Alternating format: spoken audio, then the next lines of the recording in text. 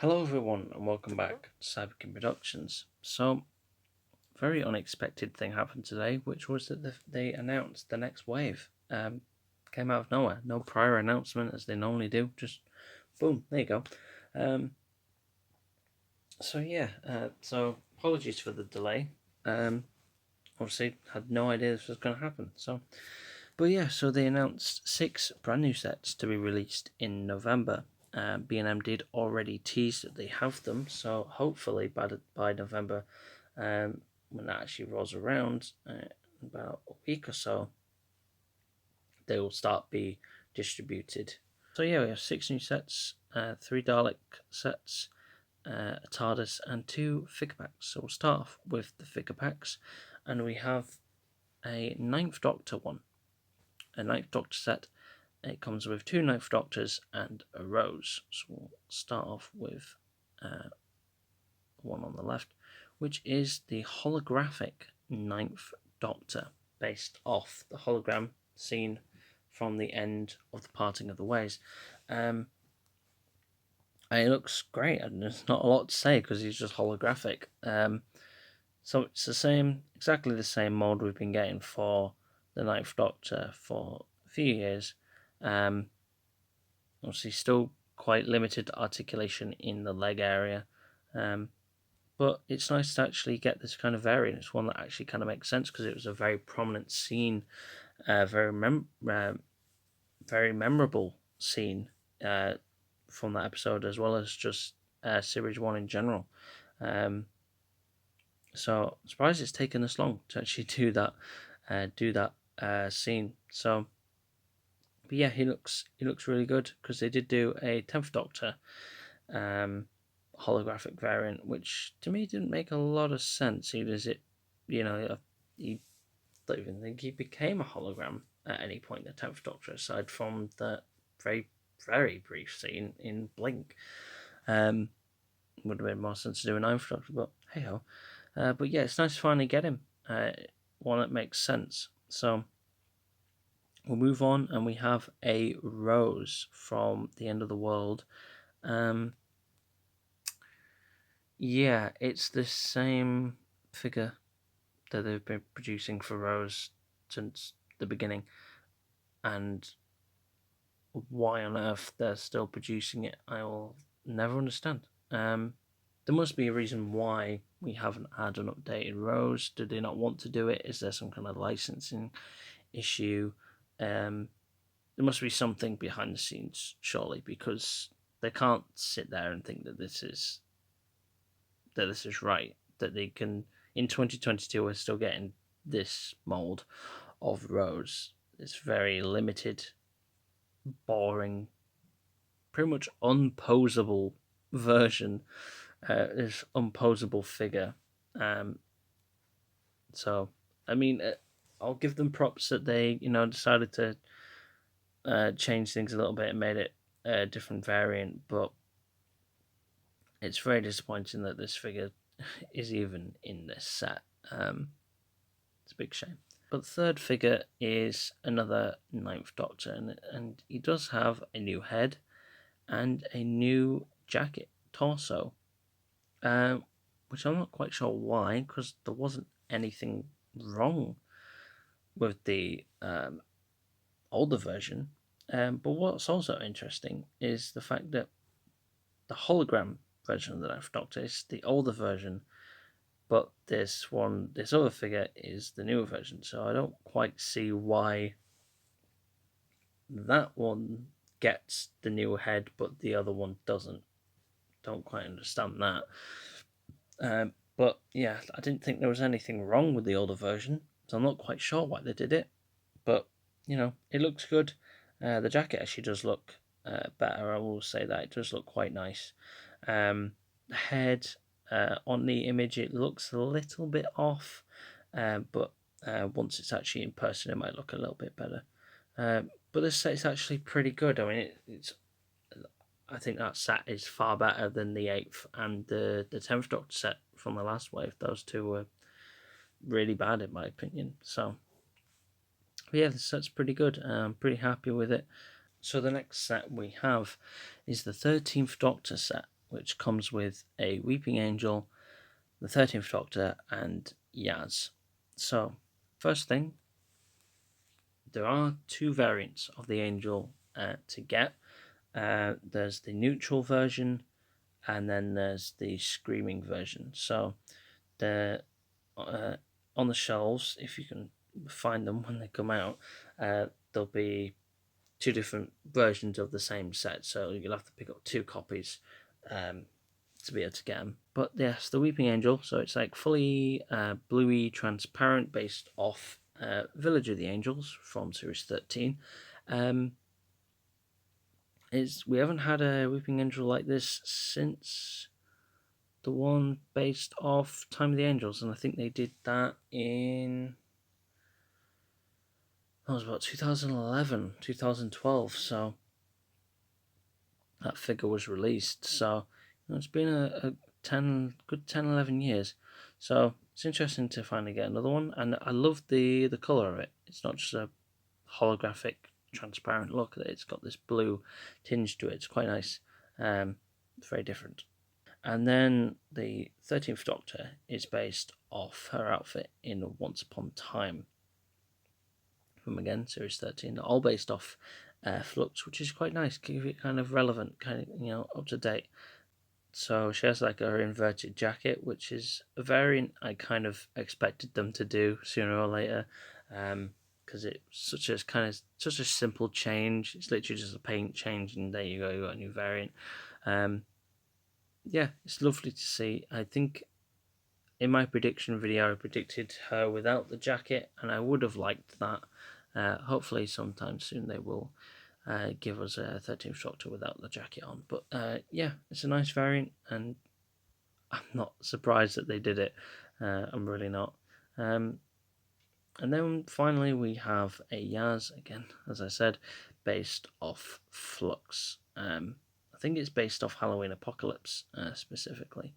I'm not quite sure. I think it is because of the top. But she does have new hairpiece, so that means the whole head is different. She's got a ponytail. You can't see it because of the photos, but she was leaked a while ago. And you can see that she has a ponytail, which is nice. I'm glad that they kind of, they didn't just stick the older variant of Yaz's head on there just because they could and they couldn't be bothered. So it's kind of nice that they kind of made it a bit more accurate. Yeah, it looks great. Same body that they used before, which is Claudia Brown from Primeval, and it continues to work. It really does continue to work, and it's one of those.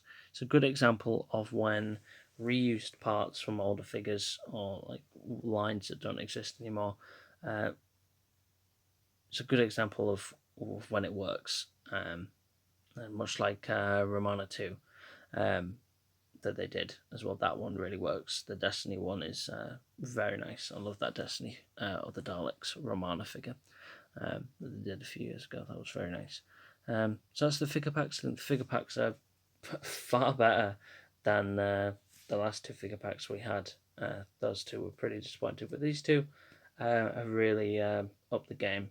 So the next set we have is a Tardis, and not just any old Tardis.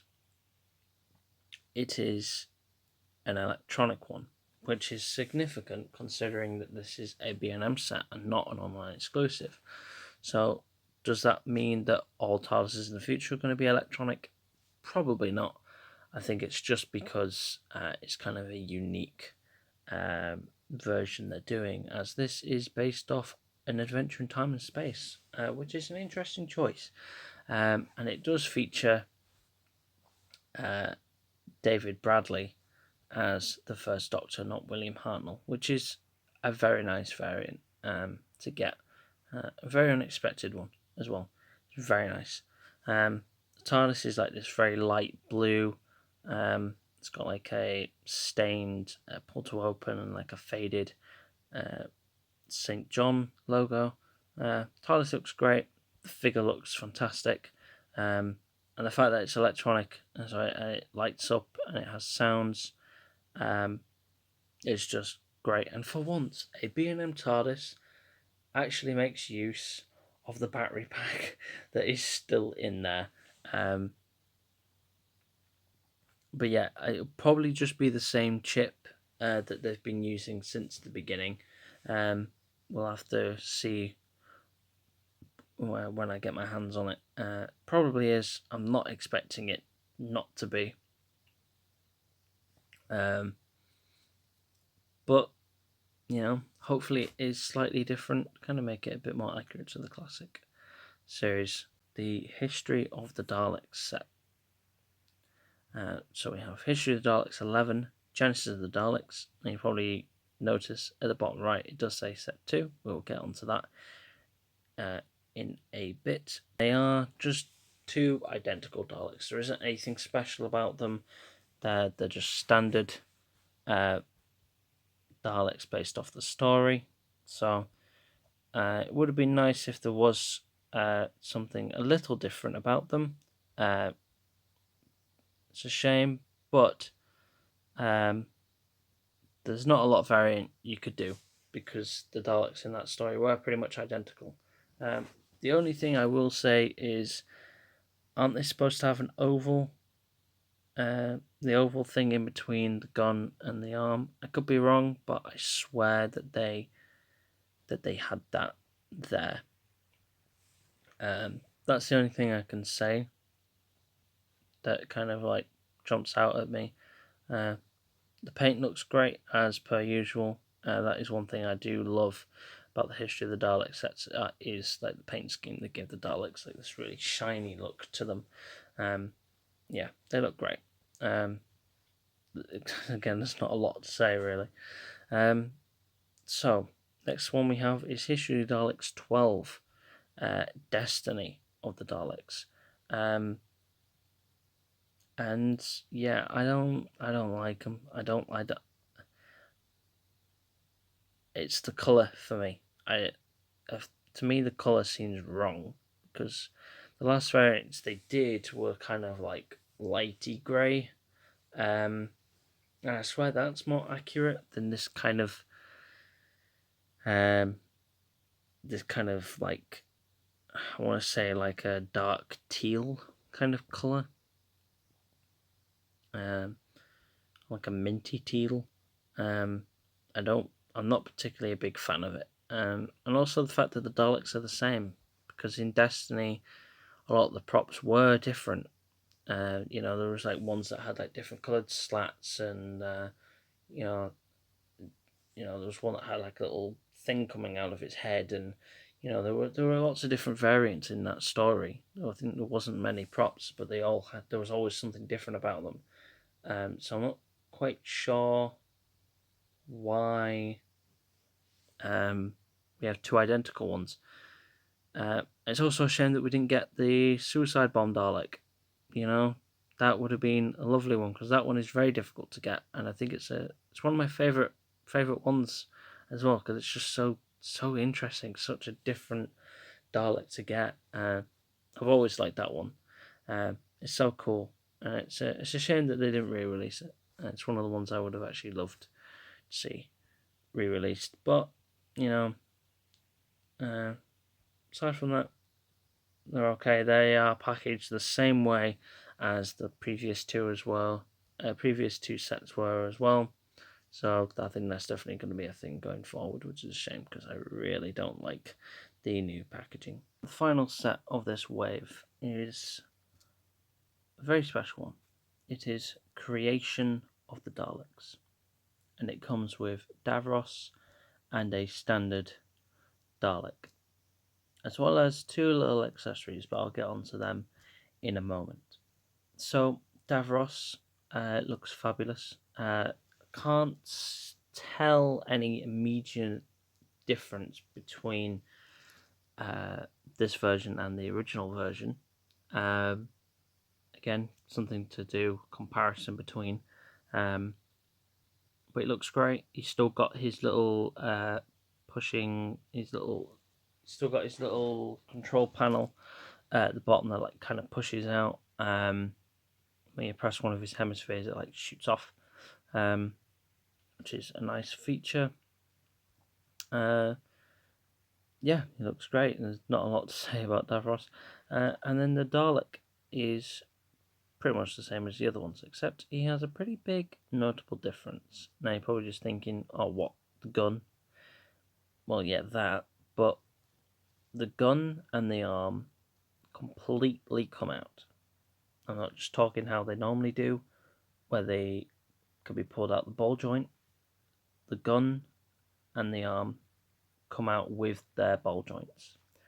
And those accessories I was talking about can be fixed onto the other end.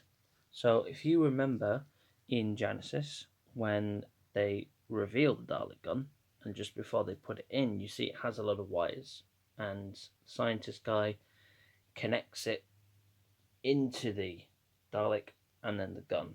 I can't remember if it was Nyder that did that. I don't think it was.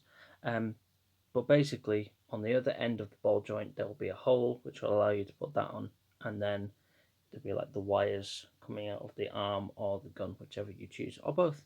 And I think that is such a cool little feature, and also allows any people to hold the gun or the arm as well via the wires and stuff.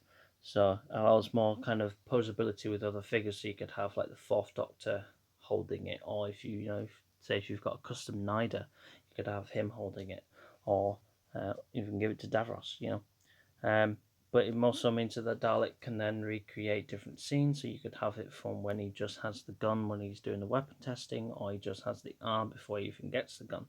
And it kind of like solves both issues, because I was sat there kind of debating, like, are they going to do it where he has the gun or he doesn't have the gun, or because they have done the Dalek without the gun before, as the Toys R Us exclusive set for the 50th.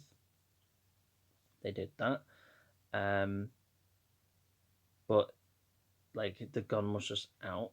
So if you wanted the gun to be put back in, you'd have to actually like open up the Dalek, like take all the screws out and like try and get in there, and practically destroy the Dalek, taking it apart just to put it back in.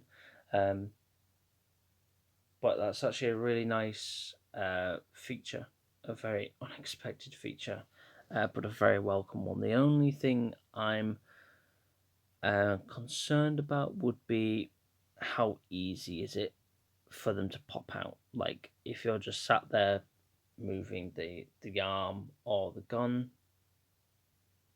is it just going to just come out? Like while you're trying to do that. I hope not. So that's the entire wave, guys. Tell me what you think in the comments. I'm pretty blown away by some of these sets, especially the Davros and Daleks set is definitely the highlight. The Tardis looks great.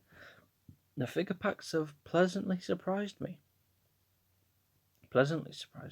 And for once, I actually think the history sets are actually the letdown here, to be completely honest. Tell me what you think in the comments, guys. So if you liked it, please give a like, and make sure you subscribe so you don't miss any more announcements, figure reviews, other stuff Doctor Who related.